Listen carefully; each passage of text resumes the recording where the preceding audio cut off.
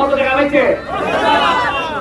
এর কোনো হামলা রাখবো না, এর বাপরে দিব না নি, এর তো আনছে তো সেটা, এর পাইয়ে হচ্ছে কি তার বস্তু দিন জায়গাটা তুলে হলাই দিচ্ছে, এর পাই এখন ভাই একটা করছে দেখাছিয়া এখন পুরায় হারাইছে না নি, 500 মামলা দিচ্ছে, 500 মামলা দিচ্ছে, যে পুজো মার জন্য পাহাড়ে কিছু ভাই চাই না নি।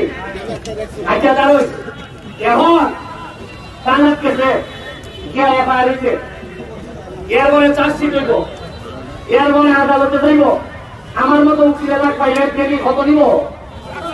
হ্যাঁ হ্যাঁ প্রতি হাজিরা কত 1000 হয়ে তো মিনিমাম অভিযোজন দিব।